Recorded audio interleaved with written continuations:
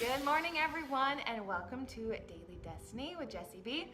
I am Jessie Christensen, and this morning I want to continue on the topic of rest.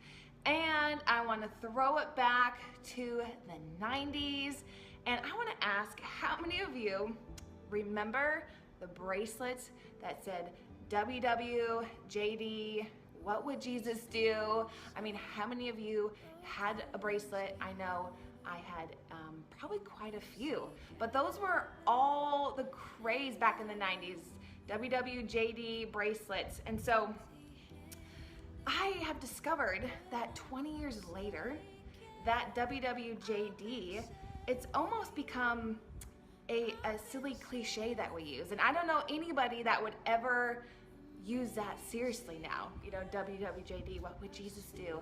And I don't even remember the last time that I've seen a bracelet, somebody actually wear the original WWJD bracelets.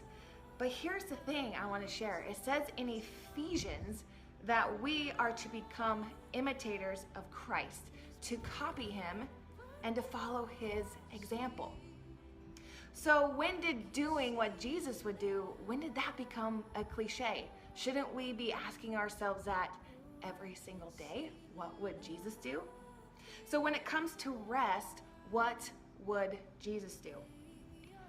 So if we look in the Bible, there are many verses that say Jesus went off to a solitary place and he prayed.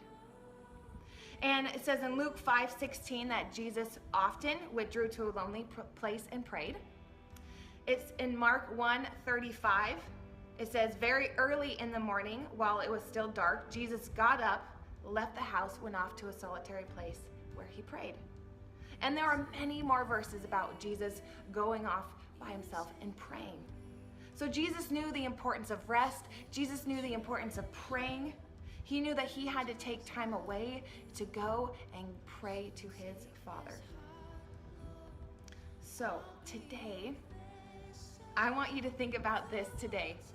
So if Jesus, the Son of God, went away to rest and pray many times throughout his ministry, his 3-year ministry.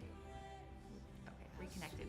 So if Jesus knew the importance of going off to pray, how much more do we need to do that in our lifetime? How much more do we need to pray and to rest in our lifetime? So what would Jesus do? He would go off and pray and rest. And so remember, when we rest in the finished work of Jesus, his grace will operate in our life and cause us to experience his blessings. So thank you guys for joining me this morning. Good morning, Ashley and Lori. Watch you put on. Aw, thanks, Lori. Tara, WWJD. I mean, did anyone else have any of those bracelets? I know I did. And so I also want to say I just posted a new story for Your Story Matters project. One of my really good childhood friends, Sunny Walker, Sunny Walker cannot because she is married now.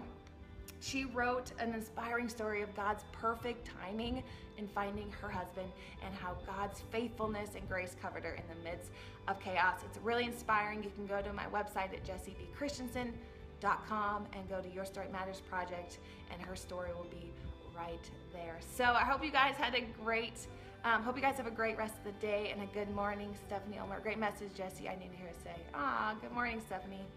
So have a great day, and remember that you're worthy, you're beautiful, you're strong, and I will see you guys on Friday. All right, bye-bye.